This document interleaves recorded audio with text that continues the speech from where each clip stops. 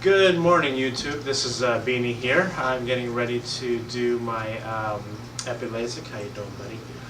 Away from Epilasik. I'm excited today, and I have been thinking about LASIK surgery for quite some time. I've worn glasses for probably about, I'd say about almost 20 years now.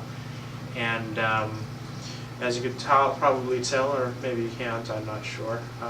My prescription's quite high, and I was just telling my friends in preparation for today that I could actually see the lines in my hands really sharp, probably around here. That's about two inches in front of my face, which is actually pretty sad. So as you can tell, I've been hoping to get free from my contacts and my glasses. Haven't worn my glasses for a week, or I haven't worn my contacts for a week, so I can have the right eye shape and whatnot in preparation for today's surgery. So I have my backpack here full of my medications as they told me to pick up, and you know, bottled water and a snack, because I understand that I'll be there for 3 hours. That's over the lunch period. Hey, buddy. And so I'll just be ready for today, and yeah, you're excited for me too, aren't you? Okay. All right, buddy. Gotta go away for now. So hopefully I can document my healing process. I understand that the healing process for Epilasik surgery is about 1 week, and then, you know, gradually gets better over time. And hopefully I can take you along with me. I'll see you soon when I get back and let you know how it goes. It's Beanie signing out. All right.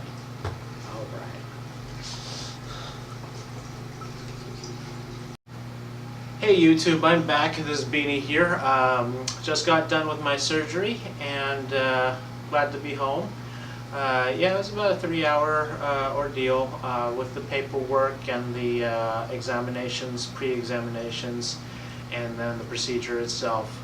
It was quite an experience. The first thing that they have you do is come in and sign in, of course, and make you watch a video, 10-15 minute video, whatever it was, just to let you know how the procedure goes, what the risks are again, and you know.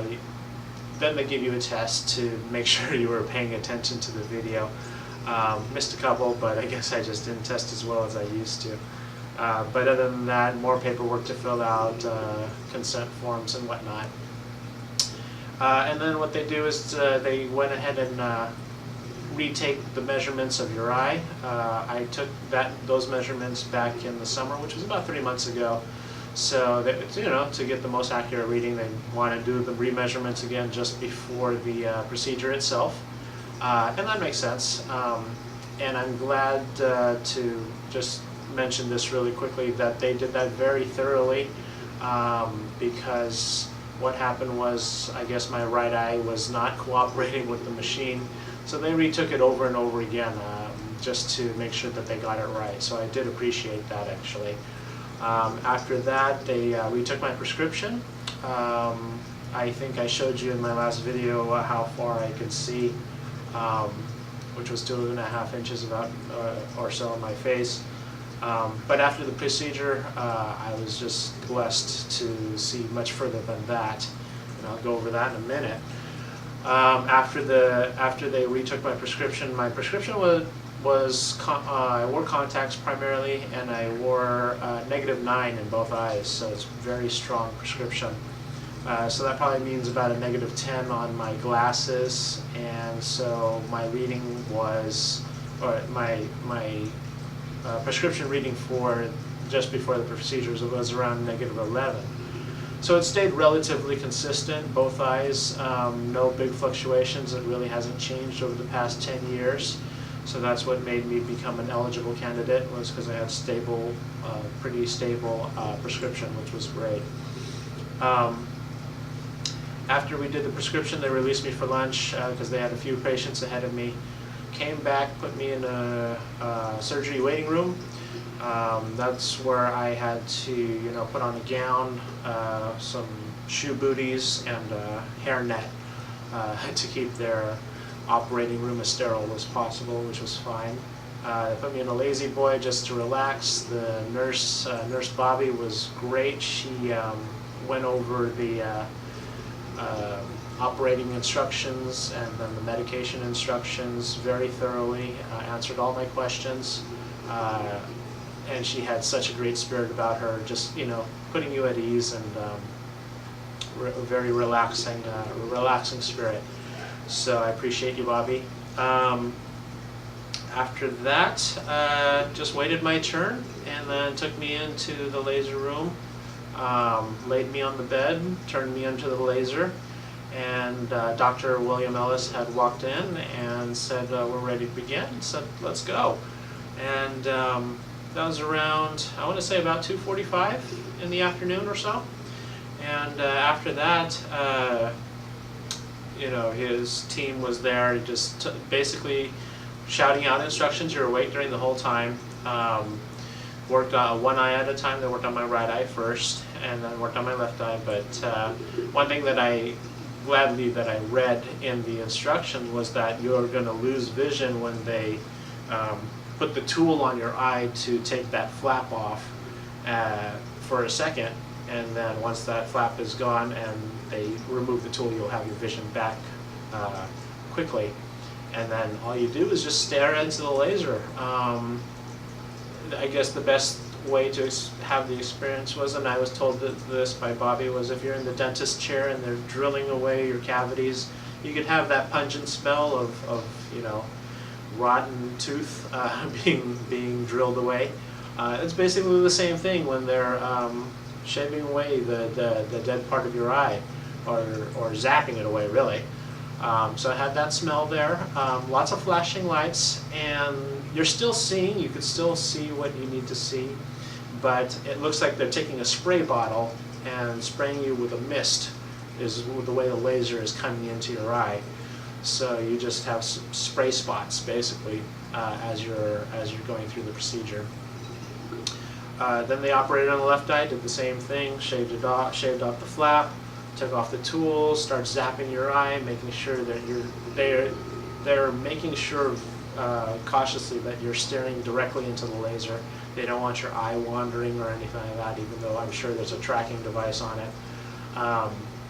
But again, the little spray bottle visual is the best way I could put it, because everybody sees the YouTube where they're seeing the surgeon's point of view, but from my point of view, from the patient's point of view, that's what I basically felt was a little smell and a spray bottle effect. That took all of probably 15 minutes at most, probably even less than that. I mean, I literally was laying down there for just a few minutes. Rolled me out of the bed, they sat me up, I sat up, and I saw the clock, I saw the paintings that were on the wall, the certificates that were on the wall. No glasses, but that was such a blessing, and at that point that I almost cried then and there. After that, post-op, they basically take you back into the waiting room, take off your gown, your hat, your booties, go over the medication instructions again, and then basically send you home. Luckily, I had my mother take me home. We made it home safe. I could still see. I I could still see. It was as if you had a weaker prescription contact lens in. So you can see it's still a little blurry, and then that's exactly what I expected.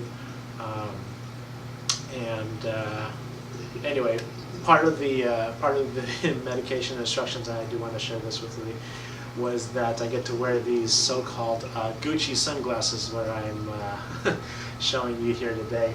They also give you an almost leather, it's not leather, Coach bag with all your prescriptions in it. They even give you some Prada glasses to wear when you go to sleep, so that way you don't accidentally, unconsciously rub your eyes while you're sleeping. They give you all your medications, instructions, order to take them, what days to take them. And so they send you home with a nice packet, and yeah, ready to go to sleep. They told me just to go home, grab a quick snack, take some sleeping pills and pain pills, and that'll be my first nap, and hopefully rest it out, and hopefully I can come back to you in a couple hours. I'll see you soon. Benny signing out.